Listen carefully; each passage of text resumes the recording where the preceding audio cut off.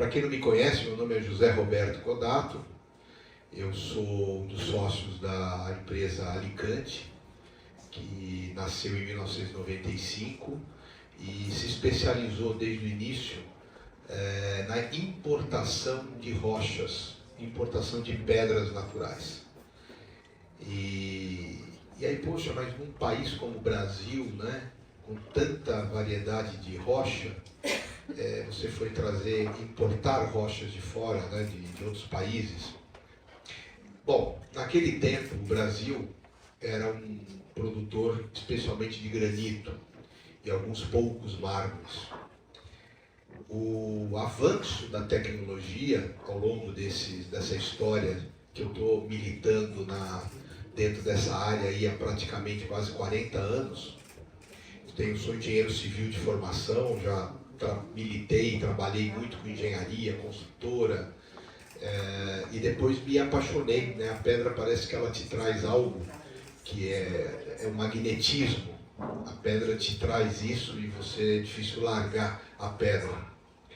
E aí eu comecei com a construtora, junto com a pedra, e aí em 1995 começamos aí esse trabalho de buscar pedras lá fora e trazer para o Brasil aquilo que não tinha aqui, né? Já tinha pedras consagradas no mundo todo, né? Várias origens no mundo, como Portugal, Espanha, Itália, Grécia, né? Depois posteriormente a Turquia, própria China, Índia, né? Pedras que às vezes a gente não trazia direto da origem, mas através de algum outro país, como a Itália, que sempre foi, hoje perdeu muito espaço no mundo, porque essa tecnologia atravessou as fronteiras da Itália e da própria Espanha, então em todos os países tem os seus parques industriais e a gente ampliou essas importações de vários locais. E essas pedras começaram a chegar no Brasil para justamente oferecer para o público, né, para o consumidor, variedade. E hoje o Brasil se tornou um dos grandes, ou não, o maior dealer mundial de exportação de rochas, mas principalmente as rochas que nós encontramos aqui, que são os granitos. Hoje, nós vamos falar nisso, dos quartzitos, né? Outra formação geológica, mas não deixa de ser pedra. Então, o Brasil hoje é um grande produtor, os maiores do mundo, exportador para o mercado principalmente americano, mas também o mercado europeu, asiático, América Latina, né? O Brasil exporta materiais, mas as pedras naturais de fora continuam a chegar, porque existe uma coisa que é cor, padrão estético, que isso difere de formação geológica para formação geológica, de país para país. Tem muita coisa que tem lá fora que não se encontra aqui, né? Nós podemos destacar aí o travertino, conhecido como travertino clássico, travertino romano, né? Que extraído ali nas regiões ali de Tivoli, vizinho a Roma, tem um padrão estético muito característico, né?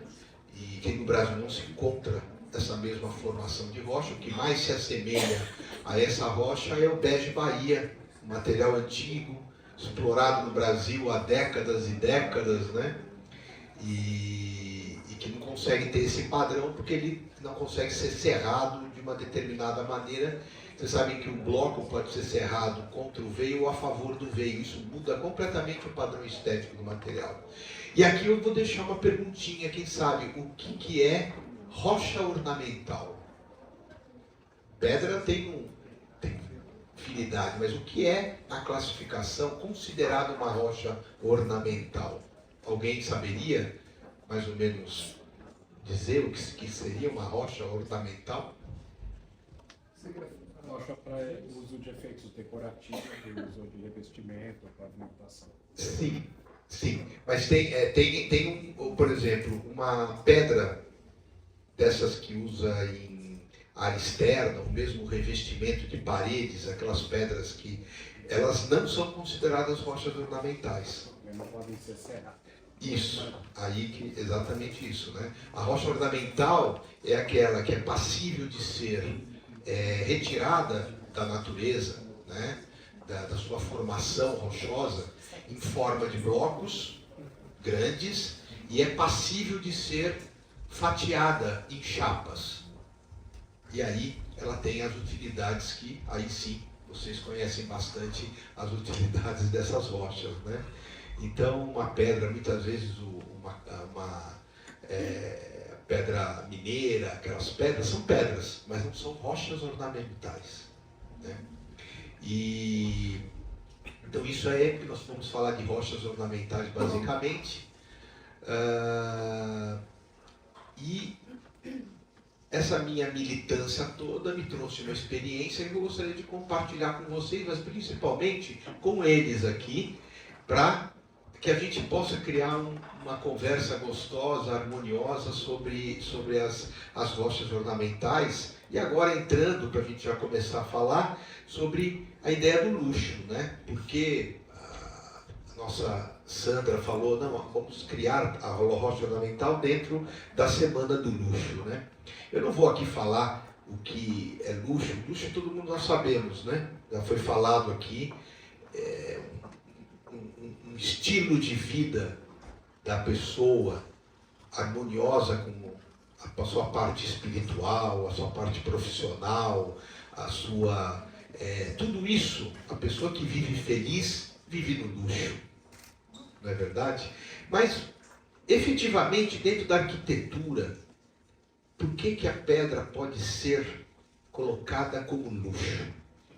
Mas como você vê essa ligação da pedra com o luxo? Eu diria principalmente o lado estético, obviamente, mas também da durabilidade, do que passa, quase que do eterno. Porque uma pedra é eterna. Ela pode ser reciclada, ela pode ser redefinida, mas ela é eterna. Eu acho que isso é um luxo, entre outras coisas, né? E eu estava contando para o Zé Roberto, assim que ele chegou, que eu venho de uma outra profissão. Eu, como primeira formação, eu sou socióloga, e eu não estava ganhando nada como socióloga, isso é, não estava pagando boleto, sabe? E me apareceu uma oportunidade de fazer um trabalho para uma marmoraria, que seria um pedido de empréstimo para o BNDES. Você tem que montar um projeto muito bem elaborado, pelo menos na época era assim, para pedir esse empréstimo. E eu passei a conhecer as rochas e fiquei muito apaixonada. Eu quase não conhecia. Conhecia o básico, como todo mundo. Mas a beleza de um veio, a beleza que uma pedra te passa, esse magnetismo foi me conquistando e eu passei realmente a valorizar muito a pedra natural. Então, sempre que possível, mesmo que seja um detalhe, eu procuro colocar no meu projeto. Porque eu acho que isso agrega calor, embora não seja fria, mas agrega calor ao projeto, humanidade, o fato de você ter uma coisa que pode te remeter a várias situações, a vários países. Então, conversando com o cliente, eu geralmente sinto isso, de o que para ele é importante, o que ele conhece. Então, é nesse aspecto que eu penso bastante na pedra. E você, Ana, como você vê? Na verdade, eu penso igual também, né? Eu acho que tem esse lado da durabilidade, ele faz muito sentido por um lado, mas às vezes num projeto arquitetônico atrapalha. Porque como eu acho que a gente projeta coisas para bastante tempo, mas o tempo hoje está tão cíclico, está sendo tão rápido, a gente tem que tomar muito cuidado com a proporção que, pelo menos a gente no escritório, né? No que exatamente a gente vai estar investindo para aquilo ficar uma coisa assim marcante, mas que não fique enjoativa e que de repente assim, até num apartamento, numa casa, numa hora de uma revenda, o próximo proprietário não queira trocar. Então eu acho que a gente tem que pensar muito nisso hoje em dia, numa coisa mais cíclica, né? Mas eu acho que é muito forte e eu acho que dá muita presença e mostra essa parte de conhecimento mesmo, porque quando você começa a entender um pouco mais do material, eu acho que dependendo do lar que você está fazendo, ele mostra um pouquinho da história da família e do conhecimento. Então isso repassa de todas essas formas. Acho que é um pouco isso. Legal. A pedra, eu acho que todo mundo sabe aqui, ela faz parte da vida do ser humano, né? Ela lá atrás, ela era um elemento fundamental para as pessoas viverem, né? Ou seja, dentro das cavernas, cercado de rocha por todos os lados, ou seja, aprendendo a lidar com a pedra para fazer construções, né? Castelos, casas, né? Utilizando mesmo a pedra como elemento estrutural, como elemento importante, né? E Moinho. exato. E aí a tecnologia da humanidade veio trazer a rocha ornamental para uma aplicação diversa, né? E eu acho que esse conceito do luxo com a pedra, eu vou até um pouco mais longe, até porque eu tenho essa paixão pela pedra, e uma coisa que me traz é olhar para a pedra, coisa que logicamente essa leitura não é todo mundo que tem, mas eu gostaria de passar essa experiência para que vocês pensem nessa leitura, na hora que vocês forem ou especificar e seduzir o seu cliente no uso daquela pedra, né? A pedra não é diferente da outra, é a origem, é da onde ela vem. E eu tive essa grata oportunidade das viagens mundo afora para conhecer, porque eu sempre achei o seguinte: eu não posso comprar nada, vender nada que eu não conheça a fundo.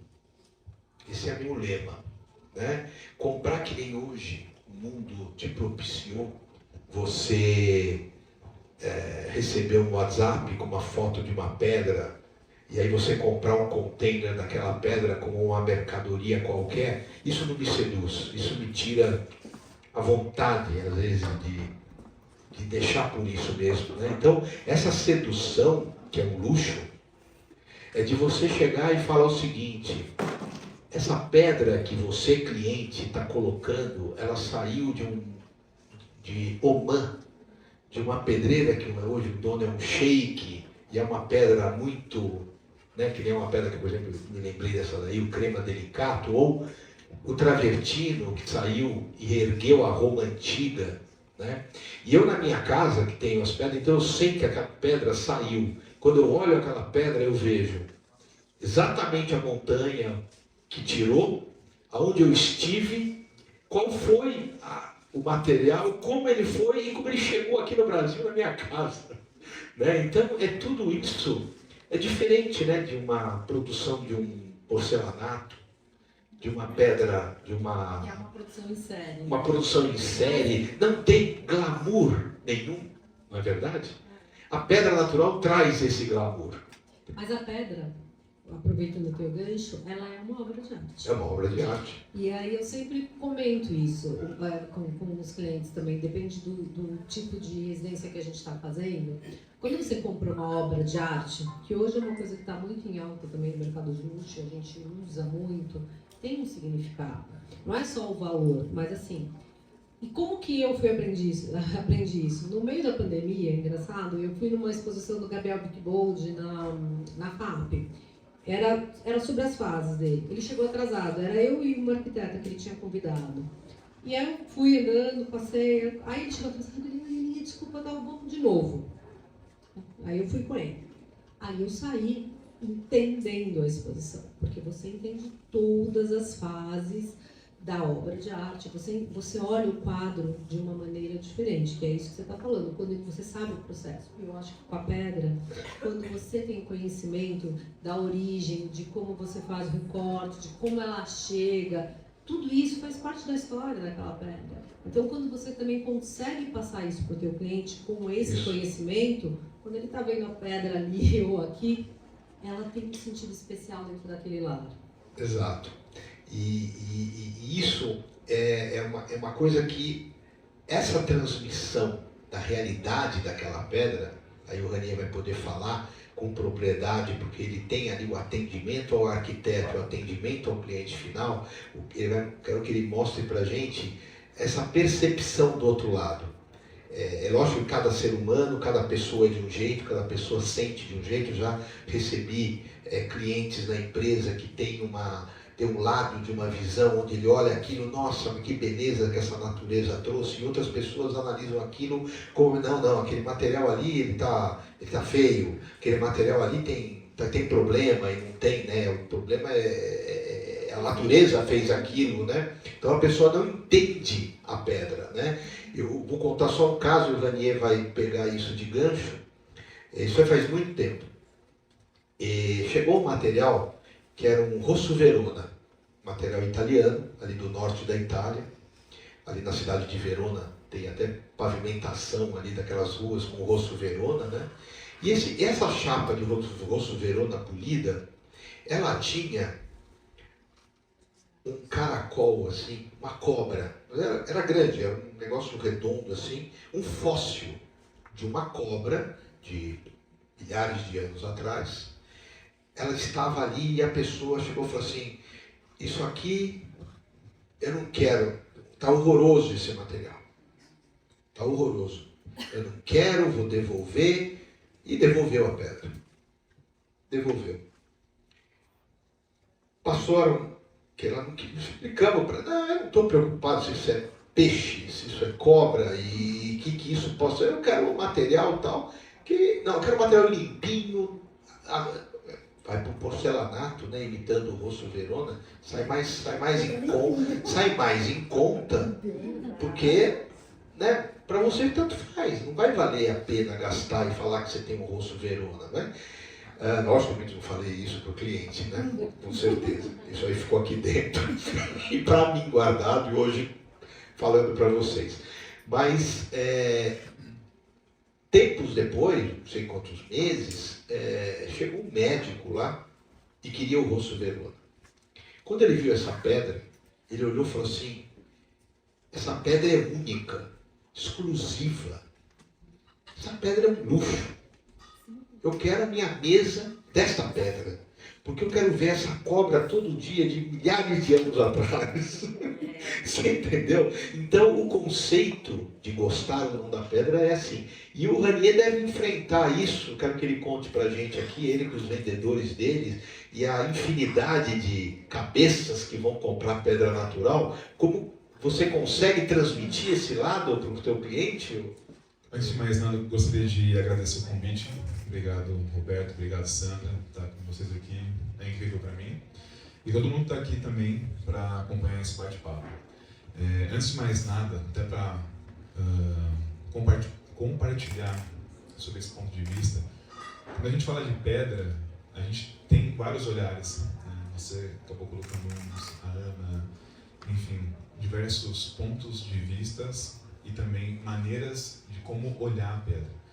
E eu acho que a pedra, aliás, eu tenho certeza, a pedra é muito mais do que tudo que a gente tenta definir. É uma coisa muito intangível e se a gente olhar também de uma maneira mais profunda, a gente percebe que o profundo da pedra vai até numa lava vulcânica. A gente tem pedras que são cristalizações que lembram um vidro, cristalizações moleculares de uma outra forma.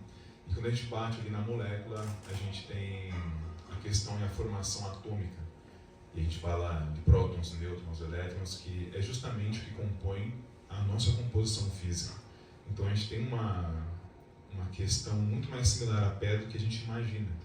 E cada composição ali molecular de cada pedra, ela emite uma onda, ela emite uma frequência. Quando a gente fala de cor, cada cor da pedra, o que é uma cor? Né? Cor é frequência. São frequências que acabam trazendo na recepção dos nossos olhos uma tradução para o nosso cérebro daquela cor. Então tudo isso está dentro da pedra.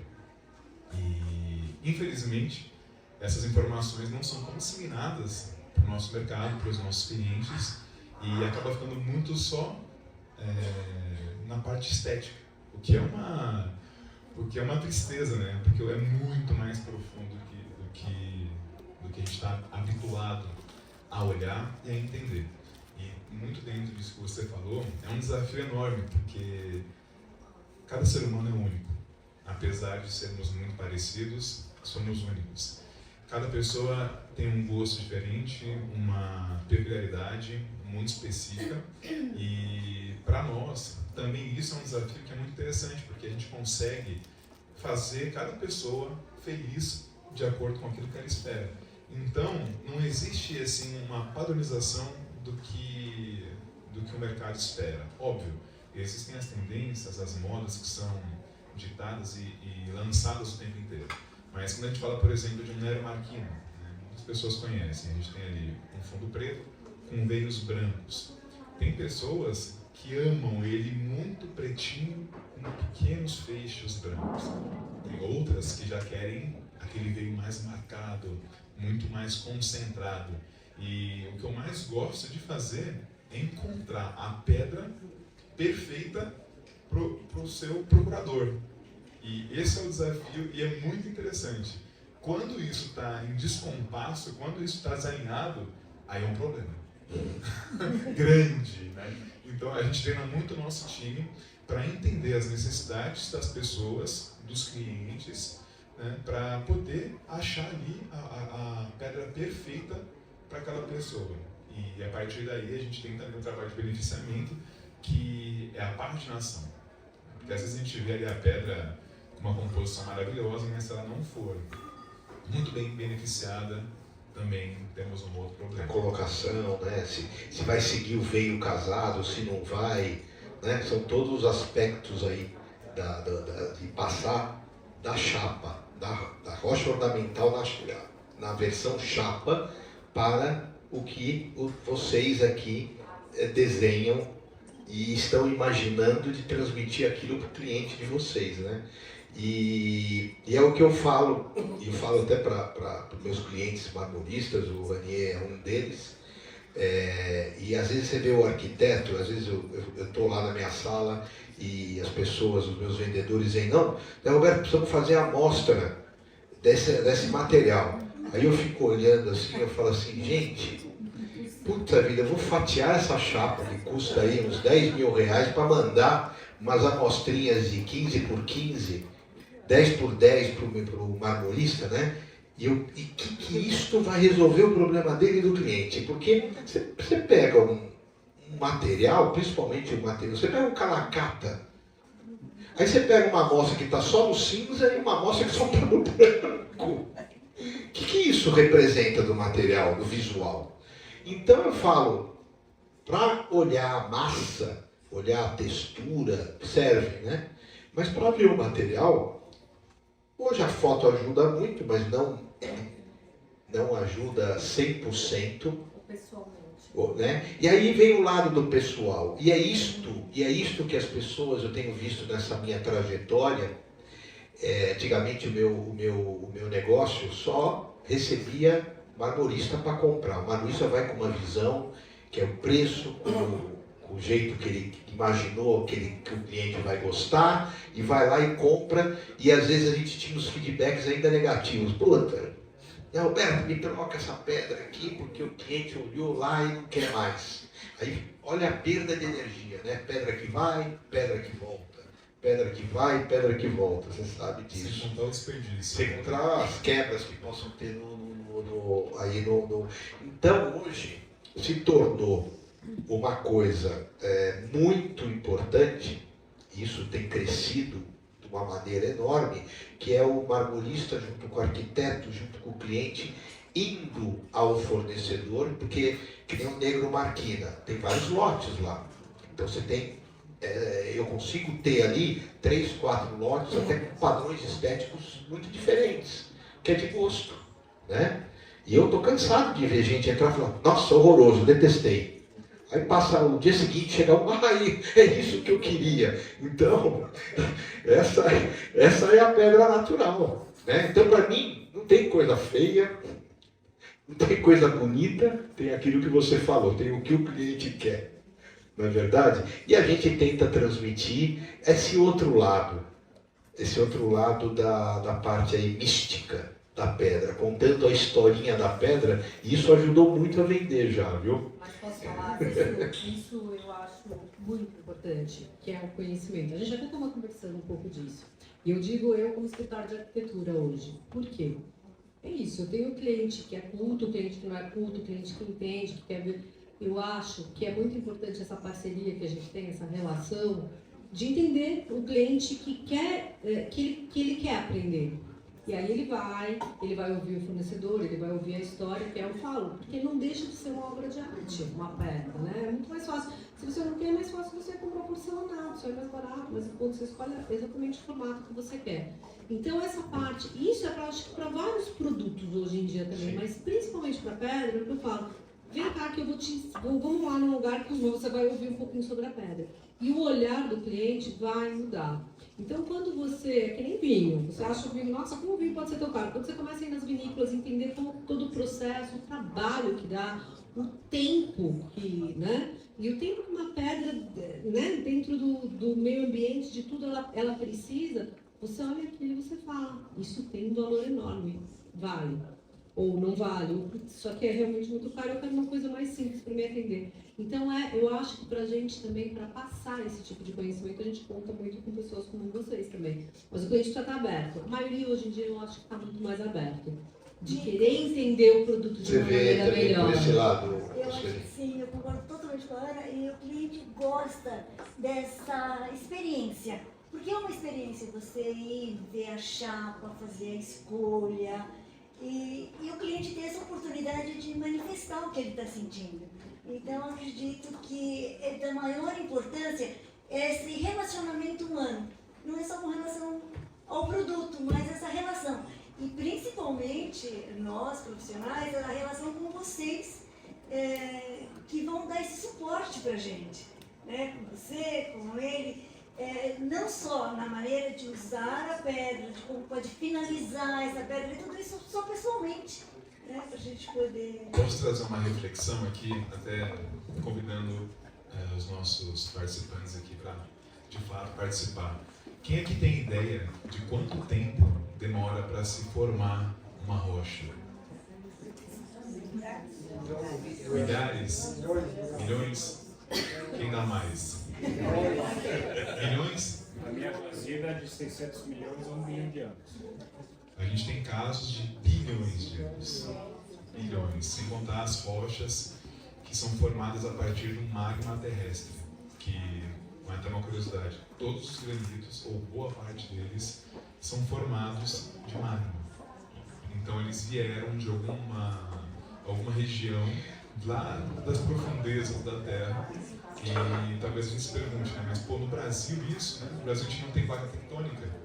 Mas em algum momento a gente teve na Pangeia, né? Tudo isso foi se movimentando. Então, desde a formação da rocha, bilhões de anos, e aí uma coisa que eu acho muito interessante também a gente trazer à tona aqui é um convite para que, se não puder ir pessoalmente numa pedreira e conhecer um processo de extração, que seja hoje em dia pela internet, mas a partir do momento que você vê a forma como é extraída uma rocha, que já demorou bilhões de anos para se formar, e todo o processo que é feito, a pessoa sai a gente faz alguns passeios para a pedreira, todos que chegam lá falam, agora eu pago o dobro dessa pedra aqui, porque todo esse processo, né, ele muda. Aí a gente, isso... Tem todo esse valor, daí o cliente chega pode quebrar tudo. Não, é terrível quando isso, né? Porque como a Sueli falou no começo, eu guardei bastante o que ela falou, da palavra repaginação, né?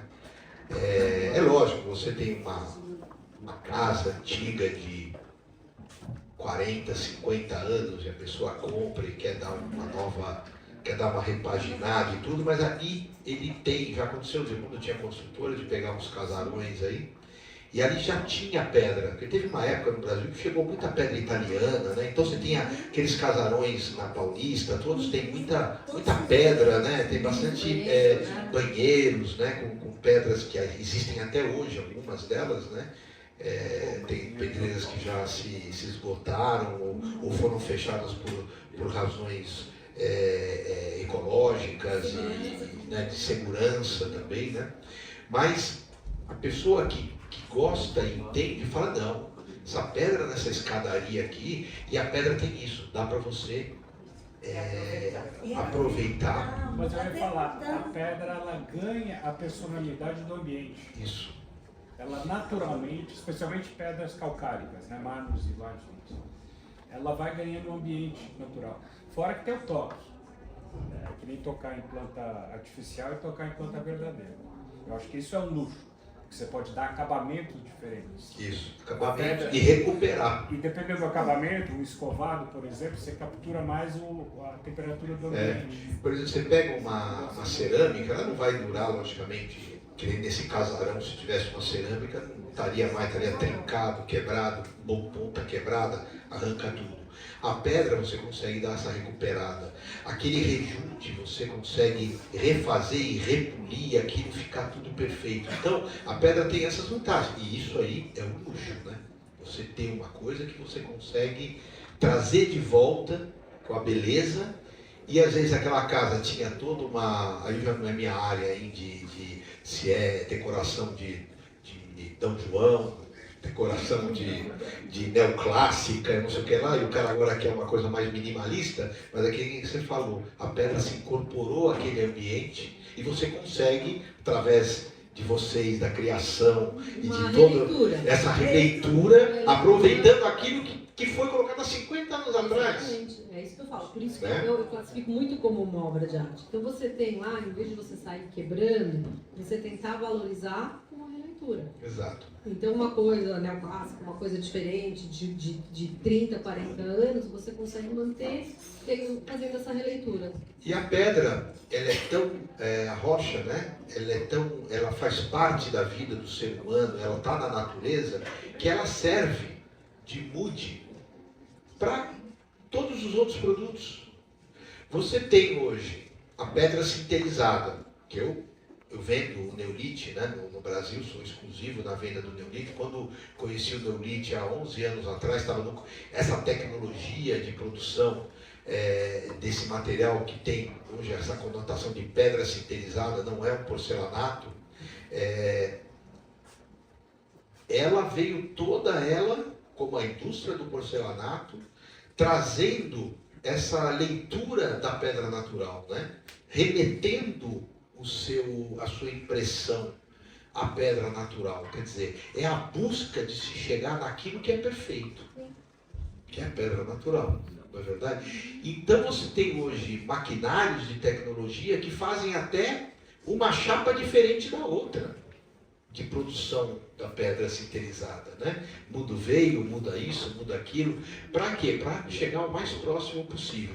Aí você tem hoje também os vinílicos, que estão indo com a leitura da pedra natural. Você tem o Corian, que é a marca que representa o produto genericamente chamado de superfície sólida mineral, né? Que antes só tinha as cores, hoje você já tem eles todos feitos, né? Todos eles, isso com a madeira também, né? Hoje tem remetendo também esses produtos à madeira. Mas você tem a pedra natural como o elemento de levar para outros produtos. E não desmerecendo os outros produtos, porque eu vendo superfície de quartzo, que também tem a sua leitura como pedra natural, que tem lugar para tudo, né? Porque a pedra natural, a sua extração, quem aqui tem o pensamento de que a pedra natural é danosa para a natureza? Ela vai contra o que hoje o mundo quer da sustentabilidade e tudo. Quem é que tem essa leitura? Quem teria essa ideia? Você tem? Qual é a sua argumentação por conta disso? Então, o que a mídia coloca, e que eu acho que a indústria da pedra tem que rebater, nós estamos falando da maior preocupação atual do mundo, que é a sustentabilidade. E a gente está falando do universo da construção civil, que é a indústria mais poluidora de todas. 60% da emissão de CO2 é proveniente da indústria da construção civil. E a Vale do Rio Doce, por exemplo, destruiu Mariana. Então, o que a gente ouve, Zé, é que as mineradoras, e aí fala-se de todas as mineradoras, de modo geral, elas promovem a destruição de uma montanha. Então é importante que vocês que representam essa indústria, temos aqui inclusive o Thiago, que tem uma pedreira, que é a Grupo Paradá, que é nosso patrocinador, a gente precisa de forma, e eu como sou uma pessoa da comunicação, de uma forma inteligente, fazer uso da comunicação para dizer qual é a importância de uma mineração, de uma extração responsável. E o que vocês podem fazer para a gente saber que é muito bonito ter uma pedra natural, uma rocha natural, mas aquilo vai deixar de existir? Como é que é isso para o nosso meio ambiente? Acho que é uma oportunidade incrível da gente ter esse tipo de informação. Eu acho, eu quero ouvir aqui os participantes e se mais alguém quiser comentar sobre esse assunto, é interessante. O que eu vejo aqui com relação a isso é que, tirando as verdades, tem muita demagogia, não é verdade? As pessoas falam, não, porque esse produto é sustentável, isso, aqui e tal. Você pega um carro elétrico hoje, não, porque o carro elétrico é sustentável, ele não polui. Tá bom, ele tem um fator importante, ele não polui com o gás, né? Mas o que tem dentro do carro? O que tem ali dentro? O lítio. Tudo isso que a gente tem que analisar. Eu sempre tive esse olhar, Sandra, com relação, e uma vez eu estava na Espanha, numa grande empresa, e eu acho que o que tem que ter são controles rigorosos de exploração, né? Mas nós não podemos deixar o ser humano viver sem aquilo que a Terra propiciou para ele viver bem também, mas com responsabilidade. Sendo pragmático, a rocha ornamental veio da Terra, da movimentação da Terra. Então, se a gente não explorar, de qualquer jeito vai ser triturado pela movimentação. A gente não está tirando nada que a natureza não vai mesmo... Em mais de milhões de anos, exato. Então, o processo de extração não está agredindo a natureza, a própria natureza se resfria. 2, o processo de você tirar a pedra, de beneficiar e tudo, a energia consumida é muito, mas muito menor do que fazer qualquer porcelanato. Geralmente requer 7, 8 jazidas diferentes para ter todos os ingredientes, requer fornos que consomem um monte de energia. Então, na verdade, o mais ambientalmente correto é a pedra natural. E a indústria da pedra tem que se movimentar. Tem que se movimentar. E eu vou contar coisas que eu já vi no exterior. Aqui no Brasil não vi ainda, mas são leis mais rígidas que tem nos países desenvolvidos com relação à extração. Tem N pedreiras que foram fechadas por conta de segurança, por conta de que ela estava numa posição que agredia o visual e interferia no outro lado, que é o turismo, né? E essas pedreiras foram fechadas. Agora, essas pedreiras na Europa, quando elas são fechadas, elas passam por um processo que é você cavou ali, né? Então você tem que voltar com a terra, e fazer todo o reflorestamento superior. E eu já vi pedreiras na Espanha, que hoje você olha a montanha, está toda verde, e ali foi uma grande pedreira. Uma compensação. Foi feita uma compensação. Exatamente, para não deixar aquilo morto, a céu aberto, a rocha. Então foi todo feito. Então isso são leis que tem em países desenvolvidos. É caro fazer, não é barato. Precisa de ajuda do governo, precisa de ajuda de comunidades, mas a coisa é possível e é feita. Então, tem todo esse lado da sustentabilidade. Hoje tem produtos que utilizam os minerais, o granito triturado, o limestone, né? Utilizam de tudo isso, pedaços, para criar novos produtos.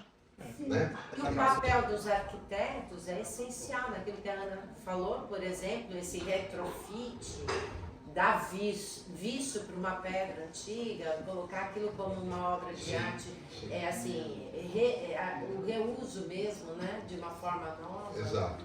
E esses produtos industrializados de base mineral, como ele falou, que tem, por exemplo, o neolite, que é a pedra sintetizada, diferente do porcelanato, que são muito menos minerais, são mais de 14 minerais diferentes, muito finos, extraídos, materiais muito assim exclusivos, que são aglutinados sob pressão, passa pelo forno, faz um processo de sintetização, né?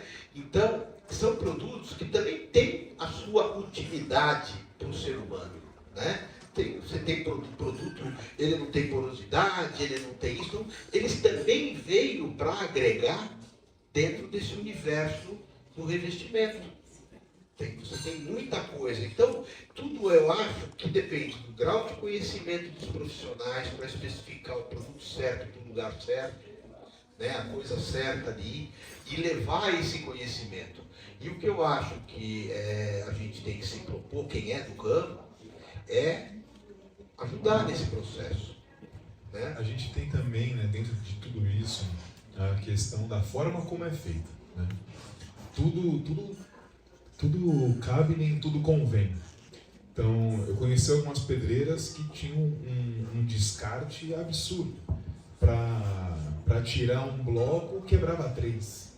E aí isso ia juntando, toda a forma do que sobrava, aquele descarte, era também colocado de uma maneira agressiva, e isso também acontece com marmoraria. Porque a marmoraria acaba tendo muito pó e gera uma lama.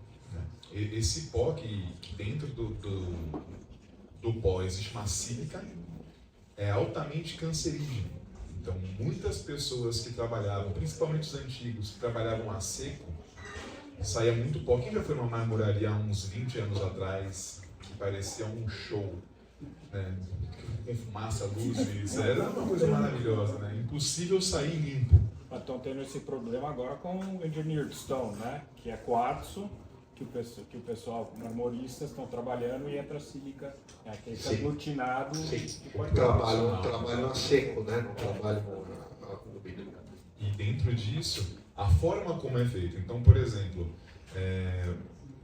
se não me engano, há uns 15 anos atrás, 15 ou 20 anos atrás, criaram algumas convenções que é obrigatório que as marmorarias utilizem água para acabar com o pó e acabar com essa substância no ar, impedindo que as pessoas inalassem e gerassem esses problemas de saúde.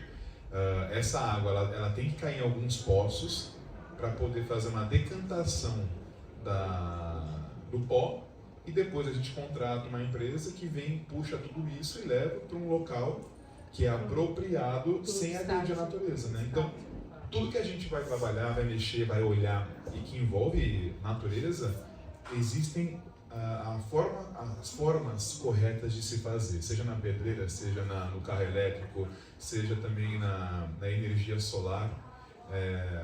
Eu vi recentemente, a energia solar, que se fala muito hoje, se a gente usasse a energia solar no mundo todo, a gente geraria no mundo um aquecimento global de 2 a 3 graus a mais. Ou seja, só com esses 2 ou 3 graus a gente teria um derretimento de geleiras absurdo. Então, tudo que a gente olha, foi a primeira coisa que você falou, né? Olhar de uma maneira mais cuidadosa. Exatamente. O papel do arquiteto e do designer de interiores é o que a Ana falou, fazer a visita técnica, conhecer cada vez mais, mas não era disponibilizado para vocês aqui.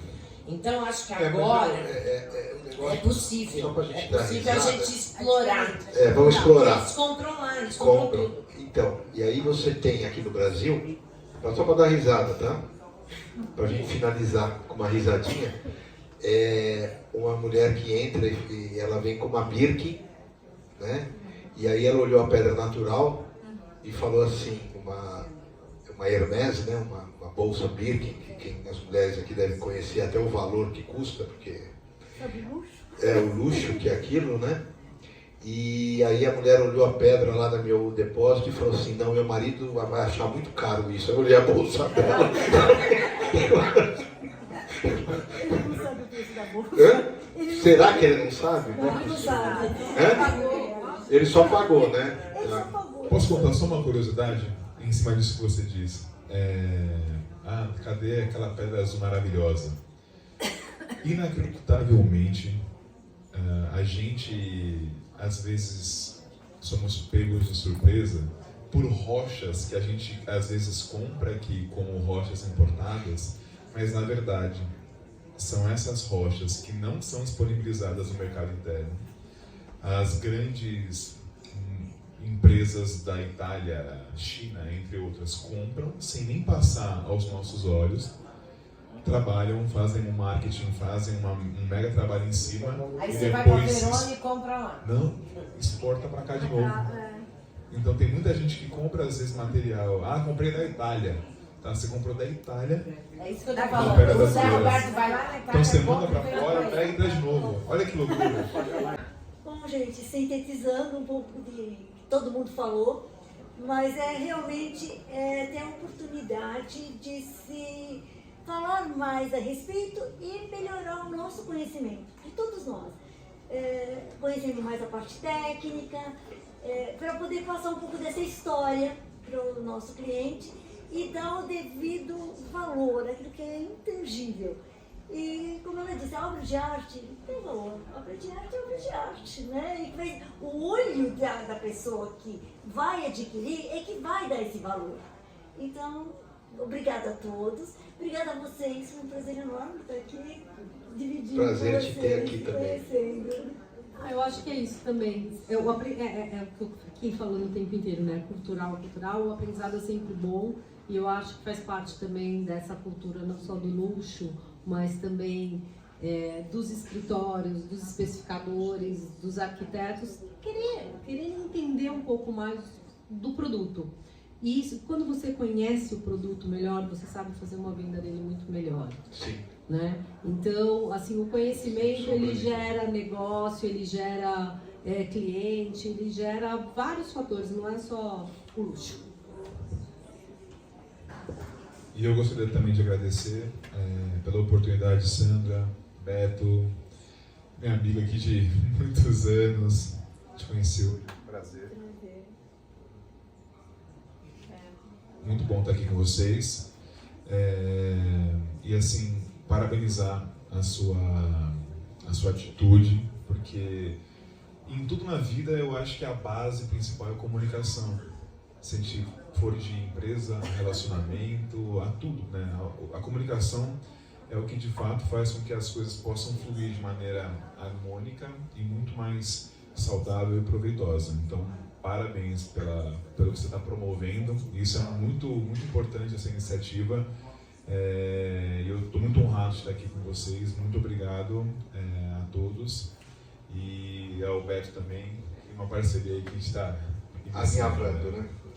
Fico muito honrada, obrigada. Eu acho que o meu sonho quando eu criei o Cidade 3 era isso, ser um espaço de debate, de troca de ideias, onde a gente promova o aprendizado. Eu aprendi muito com vocês hoje e aquilo que a gente aprende a gente quer também transmitir, né? Então eu acho que esse conteúdo está sendo gravado, vai ser editado, vai ser disponibilizado no YouTube, uma iniciativa criativa do Zé Roberto, que é um apaixonado pela cultura da pedra e incentivador desse projeto nosso do Cidade 3, que assim, poderia ter uma iniciativa apenas comercial, mas o Cidade 3 não tem essa pegada é muito mais de trazer troca de ideias e experiências, então eu tenho o maior orgulho de tê-lo ao meu lado tantos anos.